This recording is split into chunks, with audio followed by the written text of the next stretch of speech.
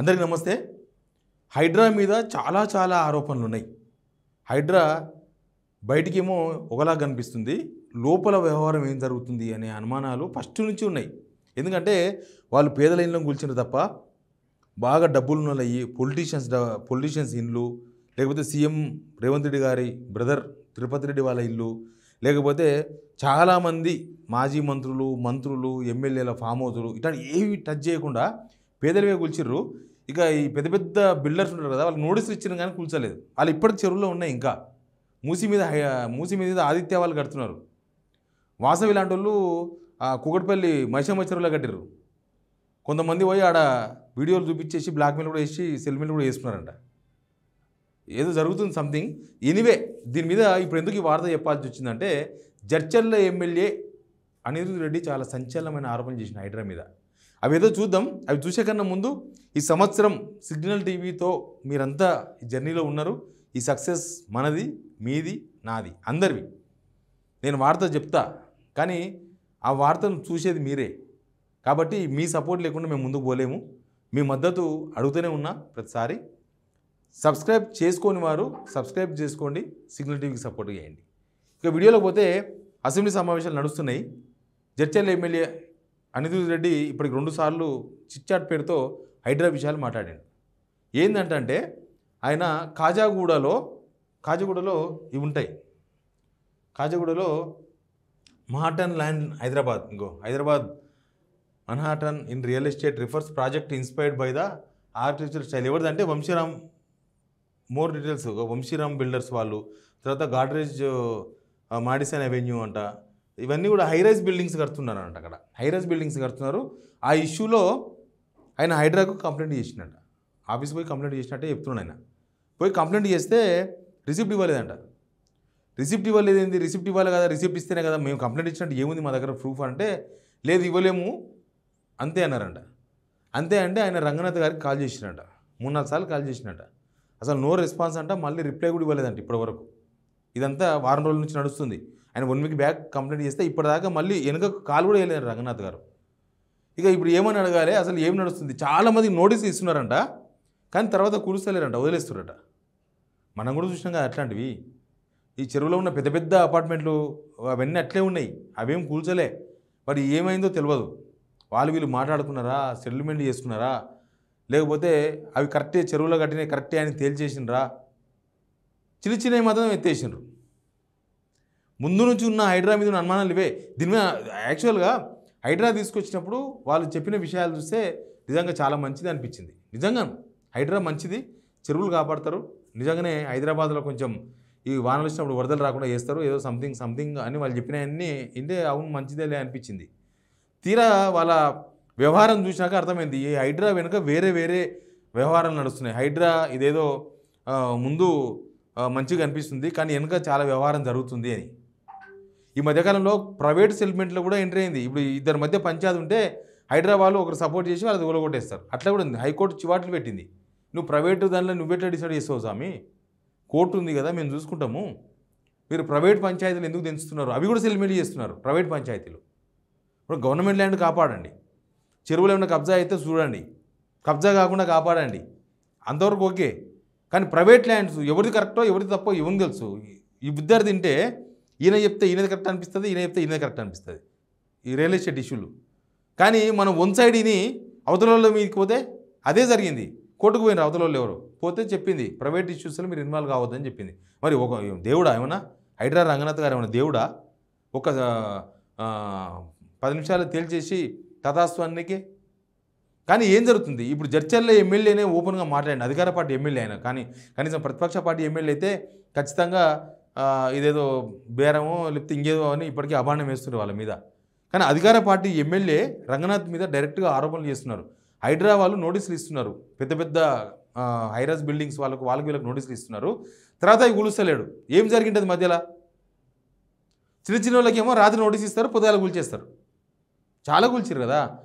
అప్పుడు వాళ్ళు పోయిన సంవత్సరం జూలైలో వచ్చింది అది హైడ్రా. జూలై నుంచి ఆల్మోస్ట్ అక్టోబర్ నవంబర్ వరకే మొత్తం 300 కన్స్ట్రక్షన్స్ కూల్చారు.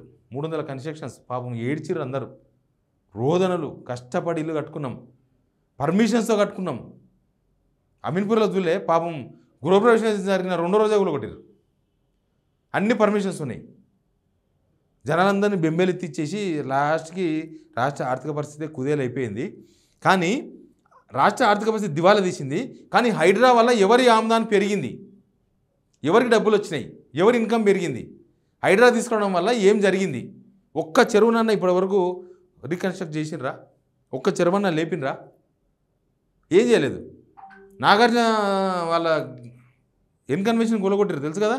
అవతల పక్క పెద్ద పెద్ద బిల్డింగ్స్ ఉన్నాయి, వదిలేసారు. దానికి నీళ్ళు వచ్చే మార్గమే లేదు. ఏముకుంటుంటారు దాన్ని. అట్లా చాలా ఏరియాలు అట్లేనే. ఇక్కడ శంకర్పల్లి రూట్లో నార్సింగి దగ్గర పారమూలు గ్రిల్స్ అని ఒక పెద్ద బిల్డింగ్ కొట్టారు.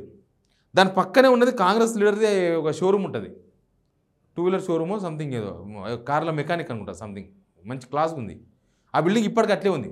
ఆ పక్కది మాత్రం కొట్టేసినాడు. మరి అది అడ్డం ఎట్లయిందో, ఇది ఎట్లా అడ్డం కాలేదో తెలియదు. ఇట్లా చాలా ఏరియాలో చాలా కథలు జరిపింది హైడ్రా. అసలు ఏమన్నా ప్రైవేట్ సైన్యం పెట్టుకొని ఏమైనా చేస్తున్నా కూడా అసలు దాని మీద విచారించాల్సి వస్తుందేమో. హైడ్రా వెనుక ఏం జరుగుతుందో దాని మీద కూడా, లేకపోతే ప్రభుత్వానికి చెడ్డ పేరు వస్తుంది. ఎమ్మెల్యే గారు చెప్పింది కరెక్టే. ఆల్రెడీ శ్రీధర్బాబు గారు ఒక ఇంటర్వ్యూలో చెప్పినారు, మినిస్టర్, హైడ్రా వల్ల ప్రభుత్వానికి చెడ్డ పేరు వచ్చింది అని. మరి చెడ్డ పేరు ఎందుకు వచ్చిందంటే వాళ్ళు వ్యవహరిస్తున్న తీరు, అది గవర్నమెంట్కి చెడ్డ పేరే తీసుకొస్తుంది. ఎమ్మెల్యే గారు చెప్పినట్టు ఇప్పటికే చెడ్డ పేరు ఉంది. హైడ్రా తీసుకురావడం వల్ల ఇట్లా అయింది, హైడ్రా తీసుకొచ్చి ఇట్లా చేస్తున్నారు, అట్లా చేస్తున్నారు, చాలా ఉన్నాయి కంప్లైంట్స్. హైడ్రా మీదే చాలా కంప్లైంట్స్ ఉన్నాయి. అసలు హైడ్రా మీద ఏమైనా కంప్లైంట్స్ ఉంటే మరి ఎవరికి వాళ్ళకి తెలియదు. హైడ్రాకి చాలా కంప్లైంట్స్ పోతున్నాయి, జనాలు ఇస్తున్నారంట.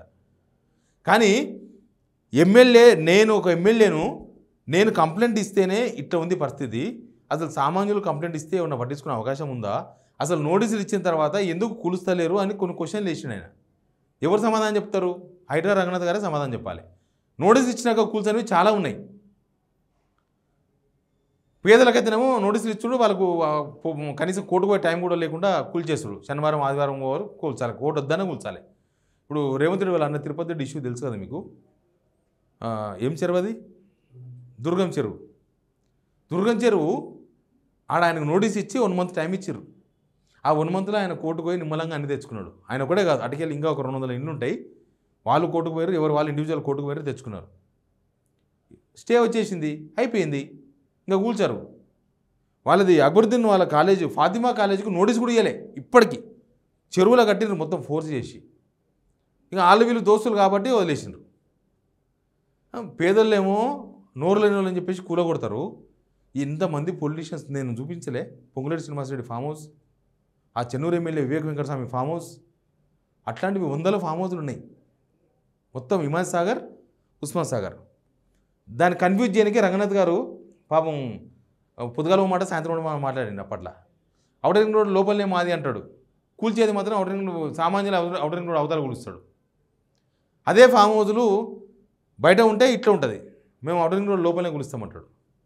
లోపల ఉన్న ఫామ్ హౌస్ కూడా కూల్చలే, చాలామంది ఉన్నాయి లోపల ఫామ్ హౌజులు. అవన్నీ కూడా చెర్లగడ్నే, హిమాయత్ సాగరు, ఉస్మాన్ సాగర్, తిరుమల జీవోలో కట్టిర్రారు, ఇంకా కూల్చలే. వాళ్ళకి నోటీసులు కూడా ఇవ్వలే కనీసం.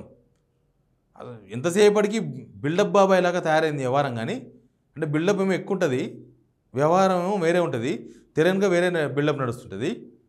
కానీ దీనికి సమాధానం చెప్పాలి. హైడ్రా ఏం చేస్తుంది అసలు? హైడ్రా చేస్తున్న సెటిల్మెంట్ ఏంటి? హైడ్రా నోటీసులు ఇచ్చి పెద్ద పెద్ద హైరైజ్ బిల్డింగ్స్ వాళ్ళకి ఇచ్చి తర్వాత కూలుస్తలేరు ఎందుకు? ఎవ్వరు అసలు పెద్ద పెద్ద అపార్ట్మెంట్ ఎవ్వరు చెరువులో కట్టలేదా? చాలామంది పోయి చూపించారు కదా, ఇక్కడ అక్కడ రకరకాలు చూపించేసారు. ఒకరిద్దరు యూట్యూబర్ సెల్మీలు కూడా చేసుకున్నారంట. ఎవరెవరితో చేసుకున్నారు ఆ కుక్కడపల్లి ఏరియాలో? ఏం చేస్తున్నారో కానీ అందరూ సెల్మీలు చేసుకుంటే, హైడ్రా సెల్మీలు చేసుకొని పోయి ఇది అన్యాయం అని చెప్పిన వాళ్ళు సెల్మీలు చేసుకుని పోతే ఎవరు బలయ్యేది? జనమే బలి కావాలనా? సామాన్య జనం బలి కావాలనా? ఈ హైడ్రా లక్ష్యం సామాన్యులను బలి చేయడమా? ప్రభుత్వానికి మహా చెడ్డ పేరు వచ్చింది దీనివల్ల, ఇంకా వస్తుంది. దీని హైడ్రా చేస్తున్న వ్యవహారం ఏంటో తేల్చాలి. హైడ్రా లేనిపోని విషయాల్లో ఏలు పెడుతుంది, లేనిపోని వ్యవహారాల్లో ఏలు పెడుతుంది. హైడ్రా లిమిట్ క్రాస్ చేసి ప్రవర్తిస్తుంది. వాళ్ళ పని వదిలేసి వేరే పని చేసుకుంటున్నారు. వాళ్ళు అసలు పని చేస్తలేరు, ఏం చేస్తలేరు. హైదరాబాద్లో ట్రాఫిక్ తగ్గిందా? తగ్గిస్తామన్నారు, ఏం తగ్గించలే. ఫుట్పాత్ల మీద వ్యాపారాలు చేసుకునేమో పాపం రాత్రి కాదు పొద్దుగాల నోటీసులు కూడా లేవు, పోయి కులగొట్టుడే మొత్తం. వాళ్ళు కనీసం ఆల్టర్నేటివ్ చూపించే ప్రయత్నం కూడా చేయలేదు గవర్నమెంట్. సరే మీరు ఇక్కడ ఏది బిజినెస్ అక్కడ ప్లేస్ ఉంది అక్కడ చేసుకోండి, గవర్నమెంట్ జాగా ఉంది అక్కడ పెట్టుకోండి అని చెప్పే అవకాశం కూడా లేదు. పోయి కూల్చేస్తుడే పుట్టగొట్టేసిన వాళ్ళది. ఆడ చూలే ఆంధ్ర కుమారి ఆంటీ మాత్రం అట్లే ఉంది షాపు. ఆమె చుట్టుపక్కల ఉన్న 10 తెలంగాణలో దుకాణాలు ఎత్తేసారు. ఏం దుకాణాలు? టిఫిన్ పెట్టేటివి, లేకపోతే పల్లీలు అమ్ముకునేటివి, ఏదో సమోసాలు అమ్ముకునేటివి, అట్లాంటివి. కుమారి ఆంటీ షాప్ మాత్రం గట్లే ఉంది. అది ఏం జరుగుతుంది అనేది మాత్రం, దీని వెనక ఏం జరుగుతుంది అనేది మాత్రం ప్రభుత్వం తెలిసకపోతే ప్రభుత్వానికి చాలా చెడ్డ పేరు వచ్చే అవకాశం అయితే కనిపిస్తుంది. Please subscribe signal TV.